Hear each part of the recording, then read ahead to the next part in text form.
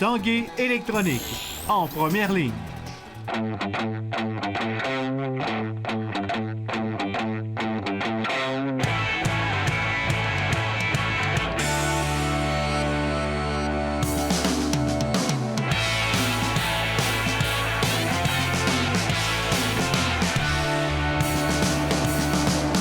À tous, un bon mardi. Bienvenue à l'Esprit sportif. Dans l'émission aujourd'hui, Jonathan Fournier nous présente Marc-André Barriault, un jeune combattant en arts martiaux. Également, les lendemains de cette belle victoire du Rouge et Or à la Coupe Vanier avec Stéphane Turcot. Mais d'abord, parlons des Remparts de Québec qui étaient de retour sur l'Atlas après 2 jours d'entraînement et après un long week-end du côté des Maritimes. On en a parlé avec l'entraîneur-chef Philippe Boucher.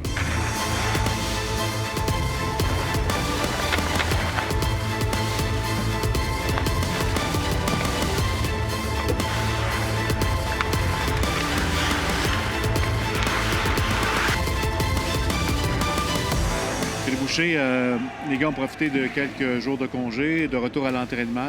C'était mérité après ce week-end dans les Maritimes? Quoi, une trentaine d'heures d'autobus. Puis dimanche, on est arrivé à 8 h du matin. Fait que on la compte pas vraiment comme une journée de congé. C'est pour ça qu'on a pris la peine. Surtout nos joueurs qui ont joué beaucoup de minutes là, pendant le voyage. Ils n'étaient pas ici hier. Ça fait du bien.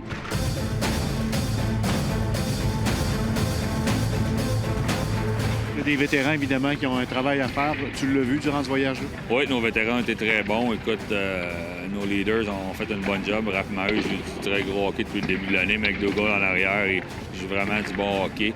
Jeune vétéran, là, mais Huntley joue du bon hockey. Pico puis Drapeau ont été excellents aussi.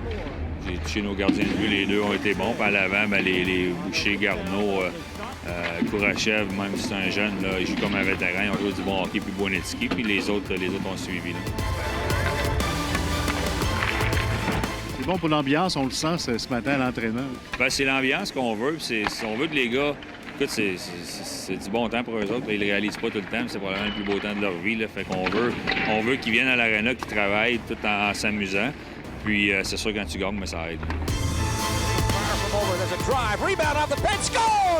Ça a été un voyage quand même relativement bien au niveau des points pour nous. Là. 3 points sur 6, c'est quand même bon. C'est des bonnes équipes qu'on a joué aussi dans les Maritimes. Je pense, par exemple, qu'il faut encore corriger notre approche versus les premières périodes d'un match. On a un peu de misère, mais on est toujours capable d'en revenir. Fait que ça, c'est bon. Ça montre qu'on a beaucoup de caractère. Là. On commence à en parler déjà de cette période de transaction qui commence le 18 décembre. C'est tôt pour en parler, mais c'est sûr que ça fait partie de tes préoccupations. Oui, bien, c'est tôt pour en parler, mais tout le monde en parle. Ça revient tout le temps. Parce qu'une fois que celle-là du camp d'entraînement ou du repêchage est fini, on parle du camp d'entraînement. Une fois de la période de transaction, du camp d'entraînement est terminé, les prédictions sortent, puis tout le monde parle un peu déjà de ce que les clubs vont faire à Noël. Puis on commence à être rendu là, honnêtement. Là, le téléphone commence à sonner tranquillement. Moi, je vais me diriger vers Gatineau la fin de semaine du 9 décembre là, pour aller au Challenge Midget 3. Puis il y a beaucoup de transactions qui vont se conclure là, je pense. La performance de ton équipe depuis le début de la saison, ça rend attrayant certains joueurs? Bien, j'imagine. Tu sais, je pense que oui. On a des vétérans. On a des vétérans qui jouent du bon hockey. Le téléphone sonne pour eux autres. On a des gars qui pourraient aider des équipes là, qui ont des visées là, vers la Coupe du Président. C'est un peu la même histoire que l'année passée, mais je m'en fais pas trop avec ça. Là. Je fais ce que j'ai à faire, je m'amuse, c'est ma dernière année, puis il arrivera ce qui arrivera. Tu es content de ta saison jusqu'à maintenant? Oui, ça va bien. Jusqu'à maintenant, ça va bien. Je pense que j'ai eu 2 matchs plutôt ordinaires dans les Maritimes, mais ça fait partie d'une saison. Tu peux pas jouer juste des bonnes games. Puis le dernier match à Charlottetown, ça a bien été. Fait que, on a fini ça sur une bonne note pour repartir là, ici. Un mot sur Halifax que tu affronteras à nouveau mercredi soir. Ils ont une équipe très jeune, très dynamique, là, avec André Torini derrière le banc là, qui fait une bonne job. Ishier vaut le déplacement à lui tout seul. C'est un des bons joueurs que j'ai vu dans notre ligue depuis longtemps, honnêtement. Là, va être un des premiers repêchés cette année. Que ce soit Grou, McIsaac en arrière, un jeune de 16 ans qui joue déjà pratiquement une trentaine de minutes, Gravel devant le filet. Puis avec des bons vétérans, là, Fortier qui est le premier scoreur de la Ligue. C'est une belle équipe qui était le fun à regarder. Puis ça sera le fun, ça donne le même genre de spectacle ici demain soir. Les étudiants athlètes du club de football Rouge et Or étaient de retour sur les bancs d'école quelques jours après cette belle victoire de la Coupe Vanier samedi à Hamilton. Victoire qui aura tout un impact présentement et dans l'avenir pour l'Université Laval. Reportage Stéphane Turcot. Boutique Rouge et Or de l'Université Laval, bonjour. La boutique du Rouge et Or risque de faire des bonnes affaires ces jours-ci. En fait, dès ce matin, on a eu des appels en masse. Une victoire, en fait, de la Coupe Vanier, ça amène des produits exclusifs aussi qui vont arriver là, au cours de la semaine. On a des clients qui nous ont comme des casquettes, des tucs, on aura des T-shirts, puis des chopes de bière aussi à l'effigie des champions. De retour à sa maison! Mais les célébrations auront été de courte durée pour les champions de la Coupe Vanier. Et ce qui est sérieux, c'est que ces jeunes-là sont tous présentement en train d'étudier parce qu'ils ont des examens qui commencent puis qui s'en viennent. Et c'est ça qui est phénoménal. Ceux qui ont gagné à Coupe Grey ont sur le party pendant une semaine, mais là, les jeunes doivent continuer à étudier dans les prochaines semaines. Si les joueurs doivent rapidement tourner la page et retourner sur les bancs d'école, la stratégie des entraîneurs est maintenant orientée vers le recrutement des joueurs. Réussir à attirer les meilleurs joueurs collégiaux à l'Université Laval. Et avec une 9e Coupe Vanier, c'est un argument de plus, croit Mathieu Bertrand. On est en mode séduction, puis là, c'est le temps là, de battre le fer pendant qu'il est chaud. Quand tu dis on a un jeune programme de 20 ans qui a déjà gagné 9, c'est donc quasiment une année sur deux. Ça. Il me semble que le choix ne devrait pas être très compliqué. Toutefois, samedi à Hamilton, au match, ça n'a pas été un très grand succès de foule, à peine 7000 billets de vendus. Québec, qui a déjà présenté l'événement, a manifesté son intérêt au cours du dernier week-end à répéter l'expérience ici à Québec. Je pense qu'ils savent depuis toujours qu'on est capable de bien l'organiser. On l'a fait 4 fois, ça a été 4 grands succès. Bien, c'est sur la table, puis on verra dans les prochaines années. Mais c'est certain qu'on va travailler pour aller la rechercher. C'est trop le fun d'avoir ça à Québec. Mais il est déjà décidé que la finale de la Coupe Vanier 2017 aura lieu à nouveau à Hamilton, alors qu'une 10e conquête est maintenant dans la mire du Rouge et Or. Stéphane Turcot, TVA Sport, à Québec. Après la pause, on vous présente un futur champion d'arts martiaux mixtes.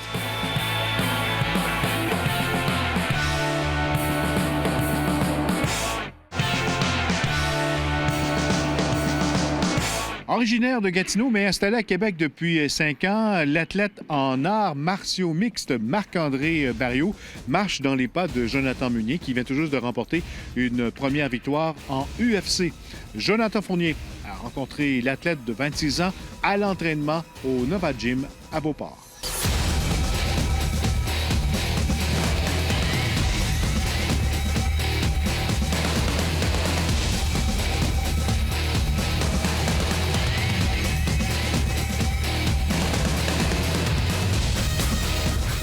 Toujours considéré Jonathan comme un gros travaillant, puis dans le fond, on s'est rencontrés à quelques reprises, on a mis les gants ensemble à quelques reprises.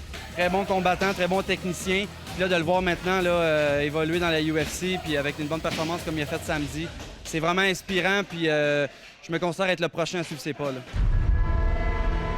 J'ai grandi à Gatineau, toute mon enfance, mon adolescence s'est passée là, puis à l'âge de 21 ans, j'ai décidé de m'en venir à Québec là, pour les études, puis venir faire grandir ma carrière de combattant ici.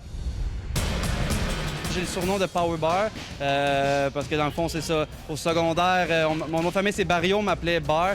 Puis dès que le monde m'ont vu vraiment frapper, cogner et être physique, ils m'ont donné ce surnom-là. Puis ça me suit encore aujourd'hui. Puis je continue d'être le même combattant.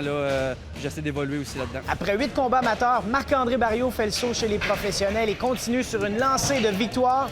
3 premiers combats, une victoire par KO au premier round. Puis dans ma catégorie de poids, les poids moyens, 185 livres, je veux pas ici, il n'y en a pas énormément, puis on se connaît quand même un peu tous.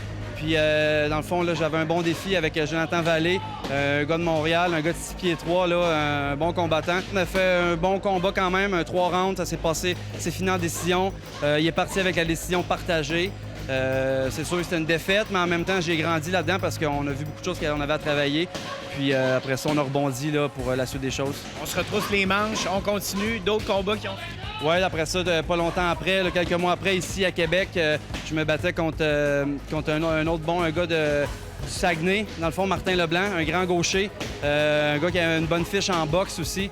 Puis on savait que c'était pour être une grosse performance, puis j'ai quand même livré les attentes. Ça a pris du temps à partir, mais dès que je me suis senti à l'aise, là, je suis sorti avec une belle combinaison, puis je l'ai mis au plancher assez rapidement. Là, ça m'a apporté à me battre pour Hybride, dans le fond, qui est la ligue avec laquelle j'ai commencé mes rangs amateurs. Eux, ils ont fait le professionnel, 4 galas professionnels. Puis là, ben moi, cette fois-là, c'était moi qui étais le combat principal de la carte du Hybride 5. Puis ça m'a apporté à prendre un bon défi. C'est Strania Gravilovic. C'est un gars de Montréal aussi qui s'entraîne fort, un gros bonhomme. qui est réputé pour avoir un bon menton puis assez charismatique. Ça faisait un bon petit bout qui me narguait, qu'on cherchait, puis que ça se dessinait tranquillement. Puis cet été, on a signé ça officiellement, on s'est entraîné fort. Puis dans le fond, au mois d'octobre, on s'est présenté là à Montréal, puis on a donné une belle guerre. Il n'y a pas eu de surprise, il s'est présenté là avec une grosse pression. Il m'a mis de la pression dès le départ, sauf que moi, je suis arrivé là en confiance, on s'était préparé. J'ai vraiment été à l'aise dès le départ, puis on a travaillé en ligne droite. Je l'ai beaucoup eu avec beaucoup plus de coups que lui m'a frappé. Je pense que j'ai donné une bonne performance, je bougeais bien, j'étais en confiance, puis j'ai donné beaucoup de frappes. Je pense que c'est ce qui a fait en sorte que les juges m'ont donné la décision. Ceux qui ont vu mes combats avant, vous voyez que j'étais vraiment un gars qui allait souvent unidimensionnel avec des coups simples. J'ai travaillé beaucoup mes combinaisons en contre-attaque, vraiment laisser aller mes mains. On l'a vu dans mon dernier combat, fait que j'ai l'intention de continuer sur cette lancée-là puis mettre l'emphase là-dessus vraiment. Là. Détermination, courage, il n'est pas stressé, contrairement à beaucoup de combattants qui sont super stressés avant le combat. Quand il arrive pour combattre, il prend un step de plus justement avec le stress et l'utilise à son avantage. Dernièrement, je viens de signer un contrat de 3 combats avec l'organisation TKO. Ils sont revenus, dans le fond, là, avec des bons galas. Si on reprend dans le passé, dans le fond, c'est eux qui ont parti les Georges Saint-Pierre, les Patrick Côté, tous ces gros noms-là qui ont été nos idoles, ça a parti avec eux. C'est une organisation qui va chercher des combattants à l'extérieur aussi international. Fait que c'est bon pour la visibilité des combattants, c'est bon justement pour monter de niveau. J'ai toujours l'intention d'aller me battre à l'extérieur, être en mesure d'aller prendre des bons défis, me faire voir sur la scène internationale, puis faire le saut aussi dans les grosses ligues. À chaque combat, on prend tout le temps un step de plus, on s'améliore tout le temps, on va chercher un petit peu plus de choses. Fait que c'est ce que je souhaite pour le prochain combat, qu'on en prenne encore un petit peu plus, puis qu'on aille chercher un autre niveau. Et à plus long terme, on vise la UFC? Oui, exactement. C'est le but ultime, UFC, Bellator, des grosses ligues comme ça. Je me dédie à temps plein là-dedans, fait que j'aimerais être capable d'atteindre les plus hauts sommets de mon sport. Alors que les joueurs des Remparts terminent leur entraînement aujourd'hui, je vous rappelle que mercredi soir, ils recevront la visite des Moussets de Halifax ici, au centre Vidéotron. L'Esprit sportif sera sur place, évidemment. Alors, c'est tout pour aujourd'hui. Prochain rendez-vous demain. Bye bye.